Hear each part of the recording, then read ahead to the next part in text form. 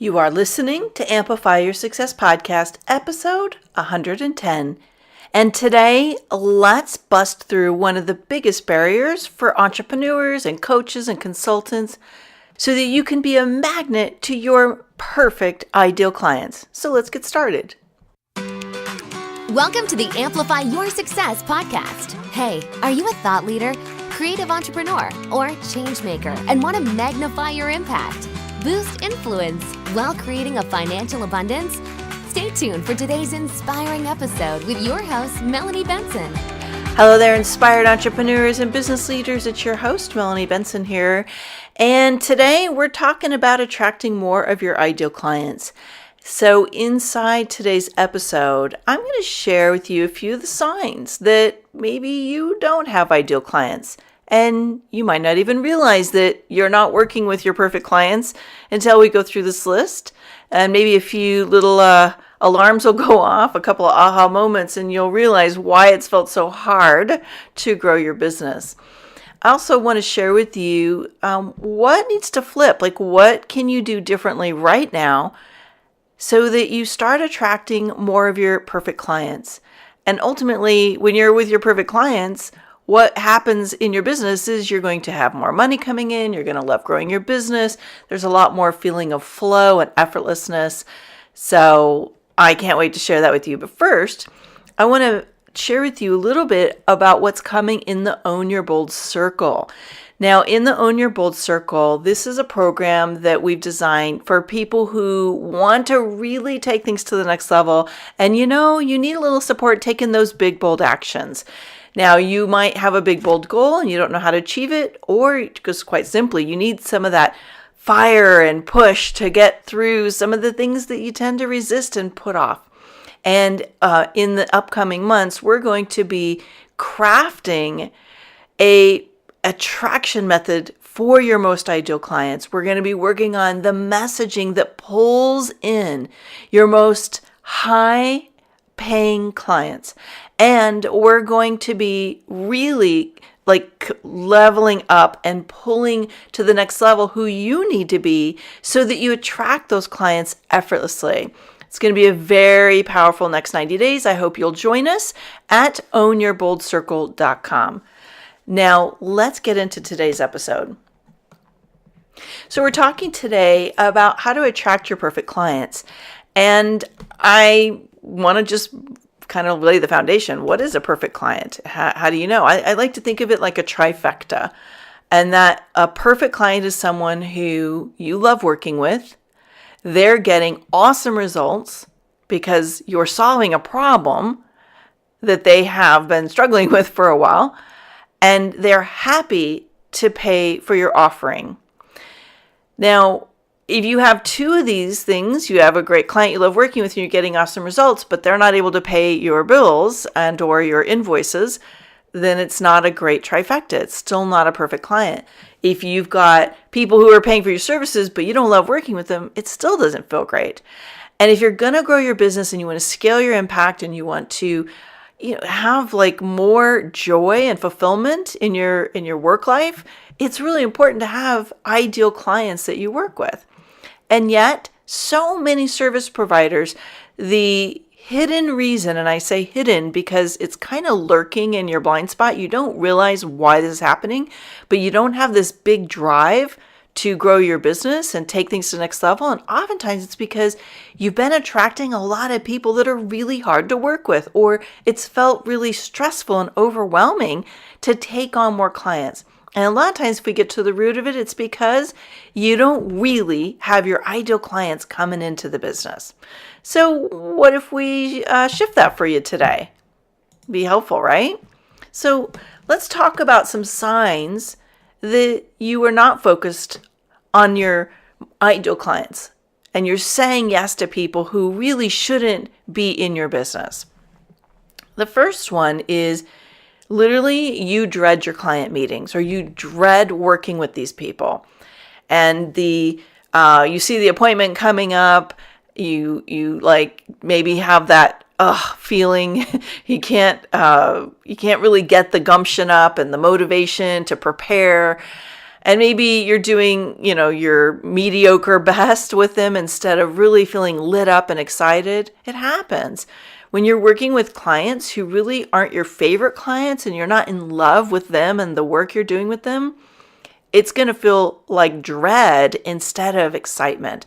Now, if you're the kind of person who you deliver programs or events or even products versus that one-on-one or service-based arrangement, this might translate to you don't really look forward to putting the event on, or you're delivering programs that don't really light your fire anymore, and you're doing it because maybe the money's there, but the passion's not.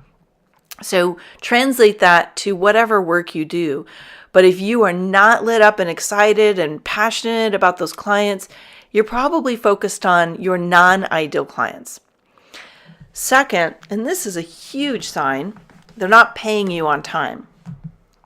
So if someone's not paying you on time or they're grumbling about what you charge, then this is probably not a good fit client. If you go back to the trifecta, you want them to want to pay you what you're asking, what your top rate is, not try to negotiate you or you're always having to chase them down to get paid. It doesn't mean they're a bad person. And honestly, it doesn't mean you can't help them. It means you don't have to work with them if they're the kind of client who is dragging their feet on paying you. And there are a subset of people out there in the world who they have a lot of the right ingredients, but they're still working from this scarcity mindset, and they're a pain in the butt to get to pay their bills on time. So if they're not going to pay on time, maybe they're not really your ideal clients. And it's okay to really refine your vision of what an ideal client is to include that they pay you on time. Wouldn't that be really awesome that you have clients who can't wait to pay their bills, they pay them on time, and they feel so grateful that they're with you and they're happy to pay what you're asking. Those are the people you want. The third sign is you feel drained after working with them. I had an opportunity to learn this a few years back, and it was a painful learning where I had a client that I was working with in my mastermind, and it was a really funny story how he came to me. He'd found me through some crazy social media platform that really doesn't even exist anymore, and it was that perfect moment that he knew he needed to hire me, and I actually got such great results. He basically went from $200,000 to almost $1 million in revenue after implementing what I taught him, and real success story. And it was super exciting. But when he came back several years later, we discovered very quickly, at least I did, that magic wasn't necessarily going to continue. And he asked me to coach him on something really unique. And I thought, okay, well, I can do that. It wasn't necessarily the core thing I offer, but I thought, yeah, that's in my wheelhouse. And it just was a big mess. But the funny thing was, I had this little inkling. I don't know, should I take this on? And, if I'm being quite honest, it was a time when I was going through a lot of challenge and personal drama. And it was like not my, like the cash wasn't flowing and I was figuring myself out. And I thought, I need the work. And I really always liked working with them. And I kind of talked myself into it. And I had that feeling. When you have that feeling, I say trust it. And this really implies that as entrepreneurs and salespeople, that we have to trust source energy, like something much bigger than us that we are always being provided for. Because when we sacrifice in the short term and we say yes to things that are not a good fit, we're oftentimes taking up space and draining ourselves from having the bandwidth and the energy to focus on the bigger opportunities. And it's almost like we're picking up rotten apples, sometimes off the floor, instead of planting an apple tree that's going to bear fruit over and over and over again. So if you're following my metaphor, you know what I mean is we have to trust that there's something bigger at work there. So if you feel drained by working with someone, chances are, that this is a bad fit. It might be that they're just an energy vampire and they suck the life out of you because they're in a really bad place in their life, or they're needy, or they're, they've got some other things that are out of sync for you. And it could just be that you're trying to deliver something that's not really your superpower. So you're having to really stretch and do things that are not the things you're passionate about and that excite you. Whatever it is, you don't have to justify it. You just have to be clear about it. Let's move on to 4. You meet with people or you have prospect pools that end up hiring your competitors instead of you. So why is this a sign that you're not focused on your ideal client? Because what happens is when you are, and this happens a lot when you try to be everything to everyone and your marketing is really vanilla and you're like, yeah, I can do it all, is your prospect doesn't see themselves working with you because they don't really get that you solve their problem and that you're the person to solve it for them. And so you become invisible to them. And so when you're not focused on your ideal clients, your messaging and your marketing suffers. And then they choose the people that clearly can solve the problem instead of the people that take a lot of work to figure that out.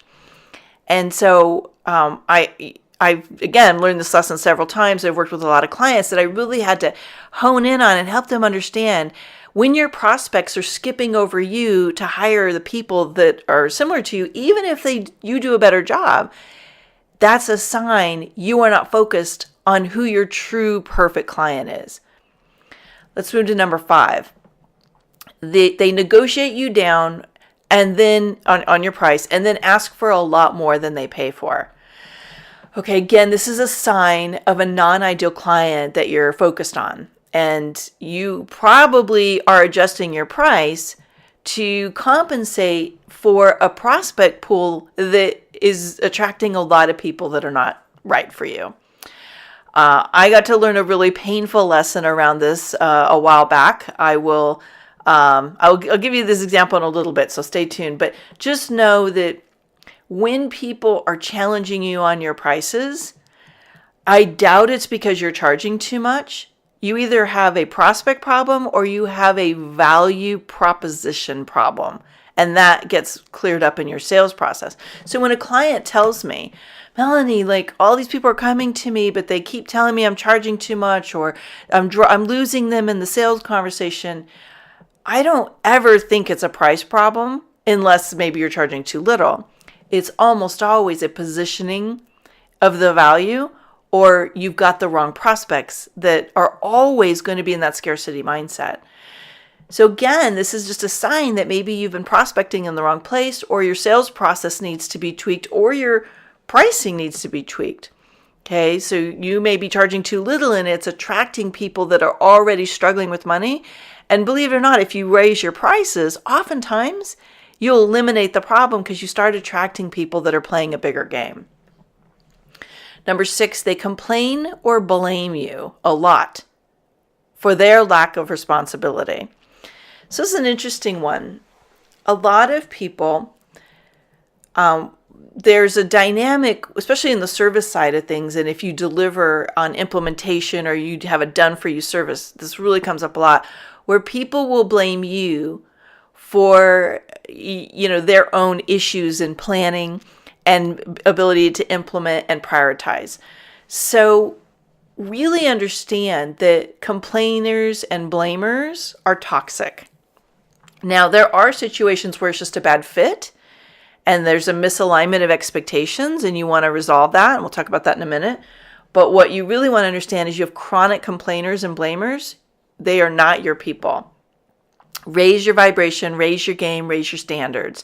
Go back to the standards episode I did last year. It'll clear up a lot on this. But just notice if you have a lot of complainers and blamers and people who, they're putting their problems on you, that is a sign of a non-ideal client. And number 7, they make unreasonable requests and have unreasonable expectations.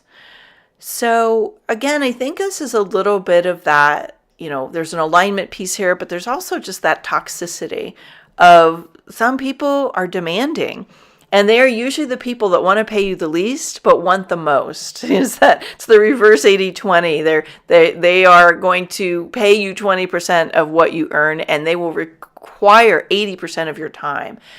And so again, this is a sign if this is bothering you and you're feeling like they're always running with their hair on fire and expect you to put it out, and they want you to work long into the evening or all weekend long, and that's not how you want to roll. This is probably an unrealistic request or expectation. And again, it's a sign of an ideal client, non-ideal client. So what should you do if you're dealing with these things? I think the most important thing you can do first is start making a list of the challenges that frustrate you and exhaust you about the current clients or clients you've had in the past. Because if you want to start attracting your ideal clients, you start with knowing who they're not. So this kicks off, what do you do differently to start attracting your ideal clients? Make a list of the challenges and things that have been coming up that you no longer want in your client base. One of the fastest ways to know who your ideal clients are is to know who they're not. Now, I'm going to challenge you if you're one of those people that says, I can help everyone. There's no one that's going to be on my not list. I call BS. Why? Because you can't possibly be a great fit for everyone. And there are people who will never buy what you offer because they don't have the problem or they're not ever going to solve the problem. And so that eliminates at least 60% of the people on the planet right there. So be willing to dig deep and start to hone in. Who is your best client? What makes them perfect for you? So I've had so many conversations over the years, especially with service providers, where when they're overwhelmed and exhausted and they're feeling frustrated, or we start to have the pricing conversation and they're afraid to raise their prices, we really start to dig into, how do you know who an ideal client is? I always start with, well, what are they not? So you can give yourself the gift of starting that process right now by simply laying that list out and then flipping it. You know, one way to look at it is, it's easy to know what you want when you're in the contrast and you realize what you don't want. Number 2, create an ideal client profile. So what is an ideal client profile? There's a lot of different words for it. It's a marketing avatar, it's a client avatar, ideal client profile. In the work that I do with my high-level mastermind, what I do is I take them through a very, very comprehensive set of questions designed to uncover that trifecta. What is it that you deliver that solves a problem? Who are the clients you love and enjoy working with the most? And who's willing to pay you well for what you do? See, an ideal client should be excited to pay you really well to solve problems in their lives and to take them to, nirvana, right? To have the most amazing experience. So you're either solving problems or you're taking people where they want to go, or a combination of both. And then when you get this ideal client profile, and hopefully you do the comprehensive version that really goes deep into the psychology of the things they're thinking but maybe are not expressing, you want to teach your team and your marketing people and the sales people that support you how to recognize these ideal clients when they're coming in. And more importantly, how to spot the non-ideal clients to help move them out before they get caught up in your funnel. So number 3, position yourself to meet their needs. So positioning is all about knowing your potential clients so well, like that ideal person, that you design your brand, your messaging, and your offerings to act like a magnet to pull them in. So there were some very wise words by a man named Peter Montoya I learned probably close to 20 years ago that served me so well, and that is your positioning should both attract your ideal clients and repel your non-ideal clients. Okay, so you want to make sure in the way in which you're designing all of this that your ideal clients read your messaging and go, oh my God, she's talking to me, right? And that's one of the most important things that you can do. And honestly, it's the hardest thing to do, especially when you have a softer skill type offering.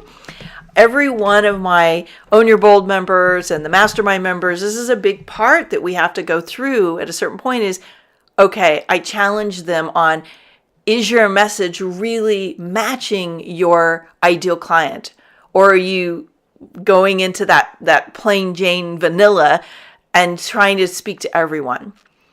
It makes a huge difference. And messaging is what compels people to want to go deeper and take the next step.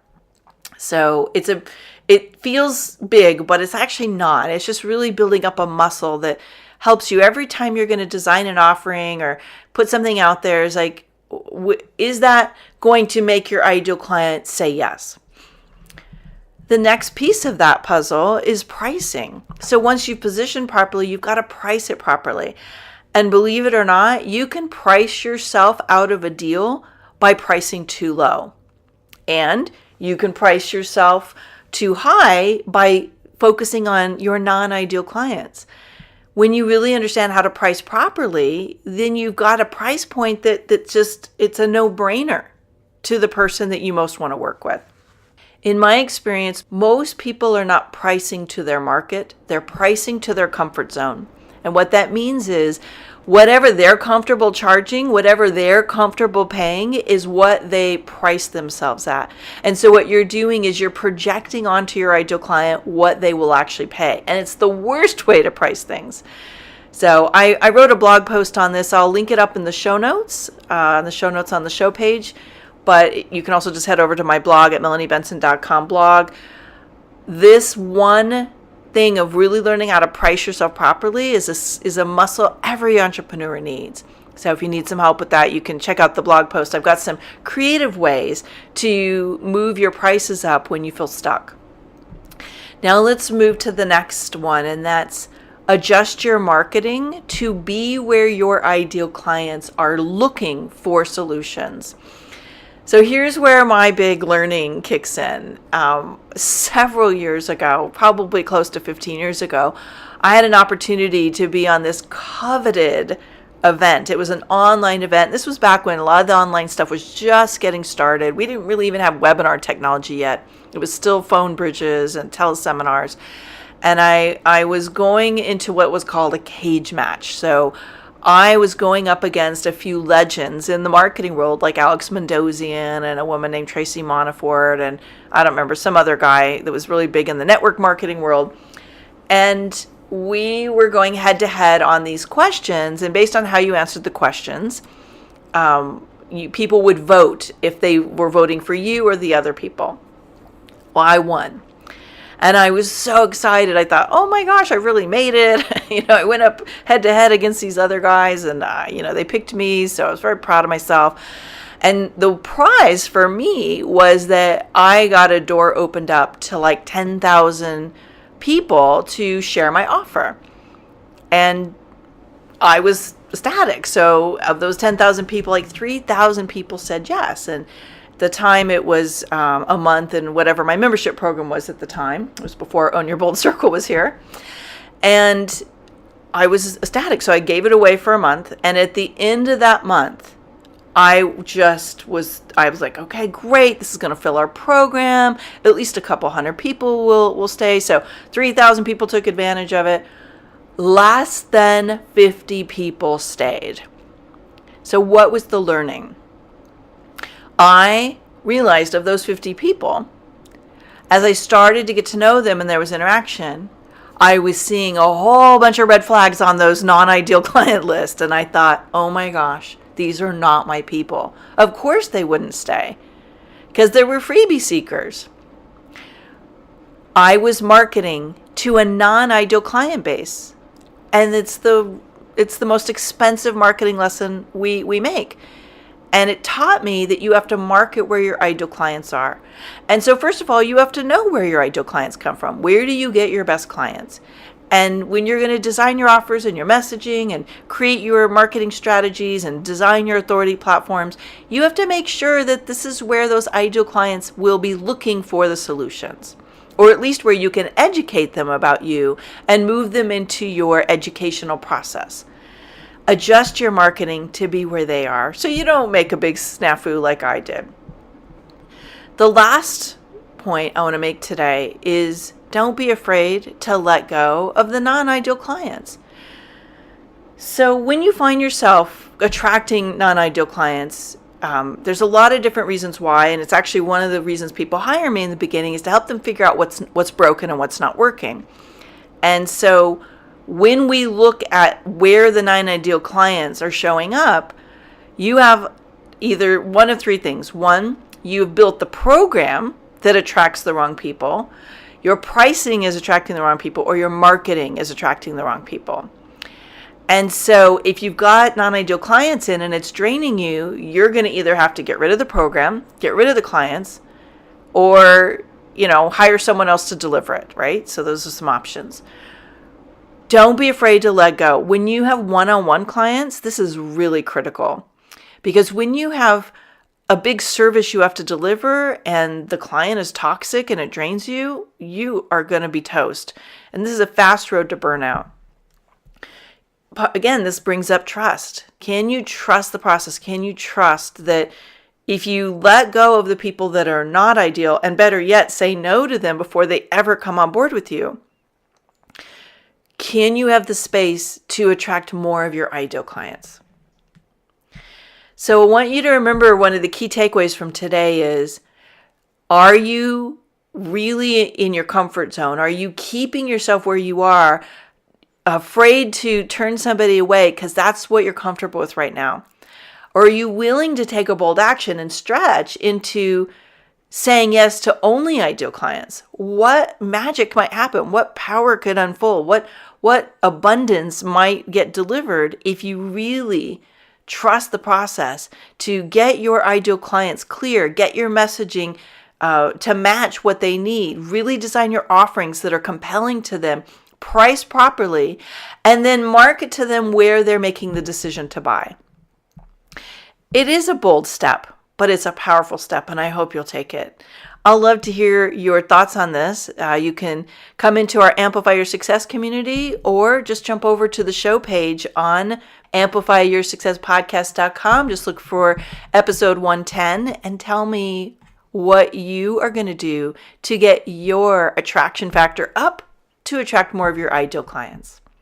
This is Melanie Benson, your host. Thanks so much for listening in today. If you want to catch up on any of the show notes and circle back on any of the resources we shared in today's show, head on over to the show page at amplifyyoursuccesspodcast.com.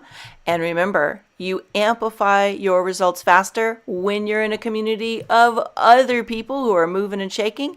Join us at amplifyyoursuccesscommunity.com. One last thing. When you've gained insight from today's episode, help us share that and inspire other people by heading over to iTunes, subscribing, and give it a review. iTunes absolutely loves seeing these reviews pop up, and it actually helps boost my show's visibility. So I would be super grateful for your reviews. And as always, I love seeing your shares of these episodes on Twitter, Facebook, and Instagram. Come find me over there. Tag me in your shares. I'll give you some social media love right back. So see you next week for another inspiring episode of Amplify Your Success Podcast.